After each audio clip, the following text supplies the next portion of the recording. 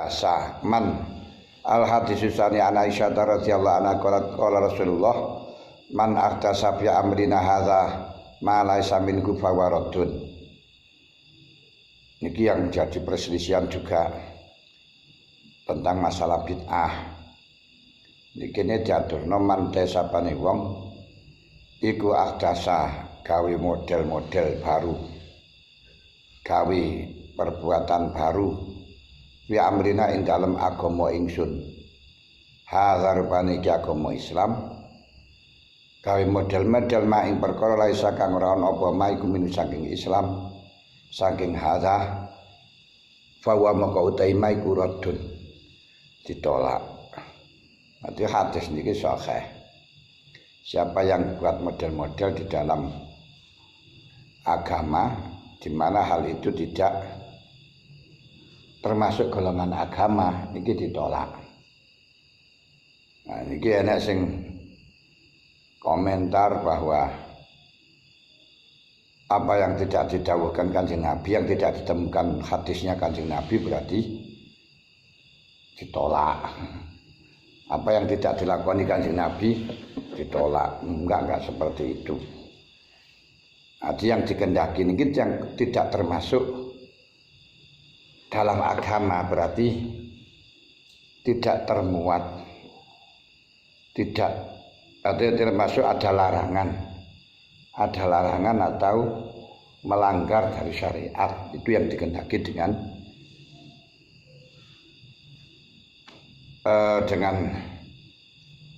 bid'ah syariah. Nah, sedangkan amrina perkara agamanya Rasul itu apa? Termasuk agama Rasul niku al-ahkam al-munazzal ala sayyidina Muhammadin sallallahu alaihi wasallam ala tibahimal ulama minal kitab was sunnah nasan wasnibatan. Yasma'uha salah satu aksam al-aqdu wal fiqhu wal tasawuf. Jadi suatu hukum-hukum yang diturunkan Allah terhadap Kanjeng Nabi Muhammad yang dipahami oleh para ulama dari Quran dan hadis, baik melalui proses nas secara tekstual, istinbatan atau secara kontekstual. Walaupun tidak ada hadisnya, tapi ada hal-hal yang bisa dipahami. Ada hadis umum, misalnya kita melakukan sholat terus menerus, itu ya gak pernah Rasulullah melakukan, tapi tidak melanggar karena Rasulullah mengatakan as-sholatu khairu maudu'in, adalah sholat itu adalah baik-baiknya perkara yang diproduk. Paman sya'afal yukil, paman sya'afal yuksir. Siapa yang ingin memperbanyak silakan, memperkecil silakan. Berarti sholat itu enggak apa-apa. Termasuk qiraatul Quran yang sudah jelas hadisnya banyak. Khairukum man ta'allamal Quran wa 'allamah. Iqra'il Quran fa innahu ya'ti yaumil qiyamati syafi'an. Nah, kemudian dalam baca Quran masyarakat, karena kalau diperintahkan baca Quran saja tidak begitu tantang, akhirnya untuk mancing biar mereka itu ikut baca Quran, akhirnya dikai khatangan, maca bergilir di rumah satu dengan rumah yang lain, agar supaya bisa ajak walaupun tidak terus menerus setiap hari, karena pancene ya kesibukan dari masyarakat. Ini enggak pernah dilakukan oleh Rasul, enggak pernah ada hadis disuruh khataman bergilir. Tapi kita diperintahkan baca Quran, nah, sedangkan bergilir itu untuk mancing, siasah supaya bisa baca Quran. Nah, ini bukan bid'ah, ini siasah untuk mengajak orang baca Quran. Nah, ini enggak termasuk bid'ah. Nah, termasuk perintah zikir la ilaha illallah. Niku sudah dikatakan afdhalu falam annahu la ilaha illallah. Aksiru min qauli la ilaha illallah. suruh memperbanyak mengucapkan la ilaha illallah. Tapi masyarakat lah dikongkon ngucap ngoten tok. Kadang nggak begitu tandang, nggak begitu serius tanggapi. Agar supaya masyarakat itu terus terjebak, akhirnya malah gelem maca terus menerus la ilaha illallah. Setelahnya sholat dibiasakan la ilaha illallah, la ilaha illallah. Kan malah terpaksa melaksanakan. Lek gak ngono ya ora tandang temenanan. Ngoten lho.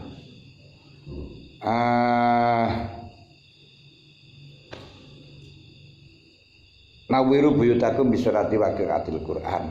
Rumahmu besarkan sinyalnya dengan baca Quran, dengan sholat.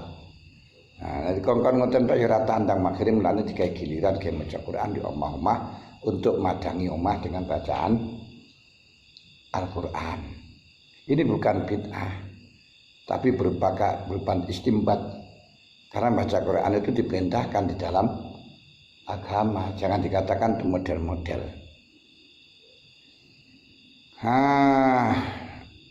Termasuk sahabat Bilal. Ketika Rasulullah Isra Mi'raj melihat mendengarkan suara kresek-kresek di surga karena bertamasya di surga, lalu tanya kepada malaikat, suaranya apa itu malaikat? Oleh malaikat dijawab, itu suara kresek-kreseknya sandalnya Bilal. Luar biasa. Kanjeng Nabi heran, ternyata Bilal sudah masuk surga walaupun di situ belum wafat, masih ada di Mekah. Lalu Rasulullah bertanya kepada sahabat Bilal ketika sudah sampai di dunia lagi, Bilal, apa amalmu? Apa keistimewaanmu? Kok sampai saya melihat sandalmu ada di surga?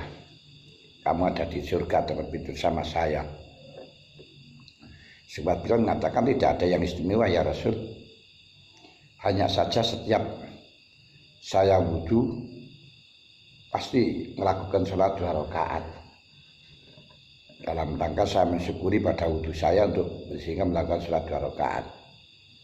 Nah, sholat 2 rakaat ini tidak pernah dilakukan oleh Rasulullah untuk mensyukuri wudu. Tapi sahabat Bilal melaksanakan, tidaklah berarti terus disebut dengan bid'ah. Nah itulah Bilal, keistimewaan semacam itu teruskan akhir kamu masuk surga. Demikian pula dalam hadis Bukhari, Kanjeng Nabi niku diajak malaikat untuk takziah pada ada seorang jenazah, ada sepertinya sahabat. Sehingga Kanjeng Nabi heran sampai malaikat Jibril aja ngajak takziah. Dan herannya lagi, setelahnya datang di sana ternyata tidak hanya malaikat Jibril dan para malaikat-malaikat itu takziah di sana. Sangat heran, sehingga Kanjeng Nabi perlu tahu apa yang diamalkan oleh sahabat itu. Nah, kemudian setelahnya tahu informasi, ternyata sahabat itu selalu membaca, dalam sholat selalu membaca surat Ikhlas, Qul huwallahu ahad, Allahus samad, lam yalid walam yulad walam yakul lahu kufuwan ahad. Kemudian sampai ditanya oleh teman-temannya, kok kamu selalu baca surat Ikhlas saja? Masuk surat Ikhlas saja. Terus akhirnya diganti surat lain, tapi ya tetap masih ditambahi dengan surat Ikhlas. Setelah ditanyakan kepada Rasulullah bahwa dia masuk surga dengan surat Ikhlas. Dia ditanya oleh Rasulullah kenapa? Karena dia senang bahwa itu sifatnya Allah Ta'ala. Akhirnya dikatakan oleh Rasul, kau masuk surga karena senang aku baca surat Ikhlas tersebut. Semacam itu. Ini tidak berarti gak pernah dilakukan oleh Rasul, gak pernah diperintahkan oleh Rasul, tapi inisiatif sendiri. Tapi itu tidak keluar dari agama Rasul. Makanya tidak bisa juga disebut dengan bid'ah syar'iyah. yang termasuk diarani raddun. Ya entah kalau memang disebut dengan bid'ah lughatan, yaitu yang tidak diperintahkan Rasul dan tidak dikatakan oleh Rasul, ya dilakukan oleh Rasul, itu bid'ah. Itu enggak apa-apa. Seperti Sayyidina Umar melakukan sholat tarawih 36 rakaat dengan mengatakan hadza nikmatu bid'ati, inilah kenikmatan bid'ahku. Juga apa-apa. Seperti ngaji semacam ini, Kanjeng Nabi kan enggak ngaji semacam ini. Omane bahasa Jawa kaya ngeten. Nah niki ya gak masalah. Gak termasuk bid'ah.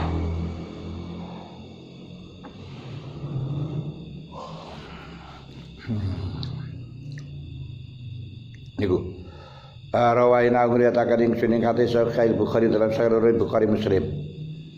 Asalisu taikang nomor 3 iku adin Nu'man bin Bashir radhiyallahu anhu maqal. Sami tu mitangat ingsun Rasulullah sallallahu alaihi wasallam yaqulu khalidawu sapa Rasulullah innal halala bainun innal halal tamusuna halal iku bainun jelas. Arti mana yang halal sapi dibeleh halal. Coba tak wong liya dadi haram mencuri halal, mencuri haram. Coba situ kono micin terus itu kono supermi terus dipangan supermi ini dijamin halal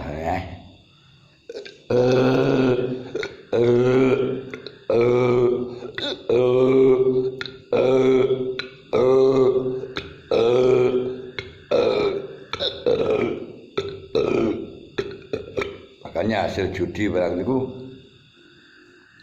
ingin mendapatkan perkara sing halal, nanti dibelikan Sarimi, Supermi, Indomie, terus jajan-jajan ngono kae. Kemudian bikin itu dijamin halal karo MUI kan ya.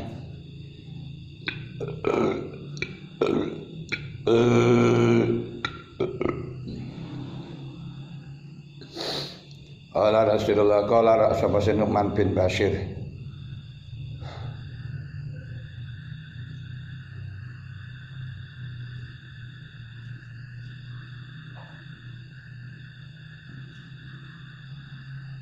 qala sapa Nu'man sami itu Rasulullah yaqul innal halala tamusni barang halal iku bayyinun wa innal harama lan tamusni haram iku bayyinun. Lah bayinan itu bagaimana? Kalau cara fikih pokok yang tidak jelas haramnya ya halal. Udah ini. Yang jelas haramnya ya haram cara fikih. Cara sufi beda maneh. Sing gak jelas halali ya haram. Berarti halal niku wis jelas halali.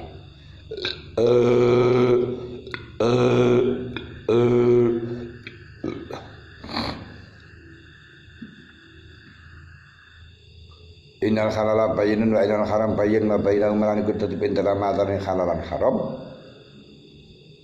Umurun utai pira-pira mustabihatun kang serupa. Di antara halal dan haram itu masih bimbang. Namanya subhat. Nah, barang saniki ra gelem subhat ya kaene sing jelas halali coba.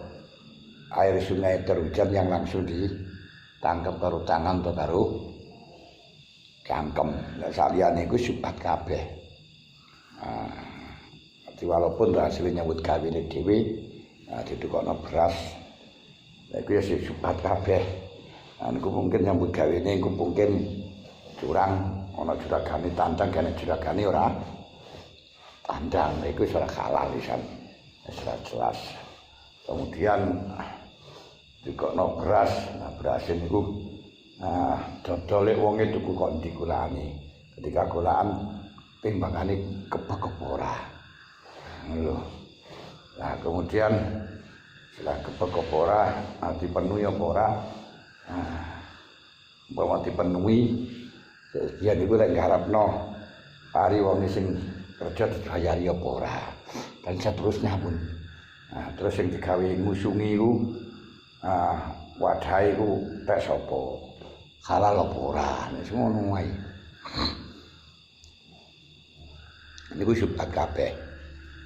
Makanya ada cerita seorang raja yang kaya raya ketika mati ingin ada yang menemaninya sampai 40 harinya di kuburan. Kemudian dengan menjanjikan separuh hartanya akan diberikan. Separuh hartanya itu akan diberikan kepada orang yang menemani itu.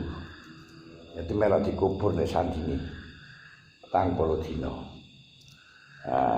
Ditawarkan kepada putra-putranya gak ada yang mau, saudara-saudaranya gak ada yang mau. Terus ada seorang tetangga yang melarat, gak punya apa-apa, dia mau karena ingin mendapatkan harta yang berlimpah luas. Lalu setelahnya di kuburan ketemu dengan didatangi malaikat. Anehnya yang ditanya bukan mayatnya tapi yang apa itu namanya, yang menemaniku ditanya. Nah yang menemani itu selalu hanya membawa pecok siji, gak punya harta apa-apa, yang hanya yang salah satunya yang dibawa niku perkul. Nah, ditanya kenapa kamu bawa perkul? Karena ini harta saya satu-satunya untuk menjaga saya, untuk kehidupan saya ya hanya perkul ini. Nah, terus dari mana kamu membeli perkul? Kamu dapatkan perkul? Nah, itu dari membeli. Nah, terus besoknya lagi ditanya lagi tentang perkul itu. Kamu membeli dapat uang dari mana? Nah, terus orang yang kamu beli perkulnya itu dia dapat dari mana perkulnya dan seterusnya. Nah, terus dari mana besinya? Sampai 40 hari itu bertanya masalah perkul saja gak selesai. Panggahene kan. Nah, terus datang perkul kau gunakan untuk apa saja? Cari kayu bakar. Kayu bakar di mana? Nah, terus yang kamu potong miliknya siapa? Tower sudah banyak perkul satu. Setelahnya 40 hari dia keluar, sudah nggak mau harta banyak. Nah, wong saya hanya perkul satu saja ditanya 40 hari gak selesai menanyakan. Bagaimana kalau saya memiliki harta yang banyak semacam itu? Gak selesai kalau bertanya begini. Semacam itu. Nah, mulane semuanya masih syubhat. Layak lamu gunakan orang ngerti ngumurun mustabiatun sapa kasirun mengakeh minan nas. Karena itu faman maqote saun ing takola menjogo sapa man menghindar asubhati ing pira syubhat istabru amoko amril baran sapa man didinihi maring agama iman wa irdilan harga diri iman. Wa man tasbani ku akwalan tu iba sapa man bisyubhat wa aku amakot wiba sepaman bil haram. Jadi wong sing gelem mangan syubhat itu tidak lama lagi akan aku amakot bakali pakai film mutaati pikir mati seakan-akan pasti akan terjerumus sepaman bil haram. Karo kaya dene wong kang angon ya akan ngangon separo halal khima ing dalem kiwa tengene bumi yarak larangan. Leong tango kutung angon wedhus kok di saking kanan kirinya bumi larangan. Maka lama-lama yusiku moko parek sapa man iku ayu kia ayar ta ayanto mangon sapa raibi dalam khimah, lama-lama akan mengembalakan di khimah. Ala wa inna likulli malikin lan temen siku tetep kedue saben-saben raja khiman utawi sangkereman iku larangan, bumi larangan. Ala ilinga wa inna khimallahi lan temasune bumi larangane Allah iku makharimu pira-pira haramane Allah. Ala ilinga wa inna fil jasad lan temasune iku tetep ing dalam jasad mudghatan ana daging kempel. Idza saluhan dalam marikalane bagus apa sing mudghah. Saluha maka bagus apa jasad kulluhu ya sekabane jasad. Wa idza fasadat lan dalam marikan rusak apa sing mudghah. Fasada maka rusak apa jasad kulluhu ya sekabane jasad. Alah ilinga waya utahe mudghah iku alkohol buati. Iku alkohol buati. Rawai nang utakan ingsun bisa kaima ing dalem Sahih Bukhari Muslim. Allah alam bisawab.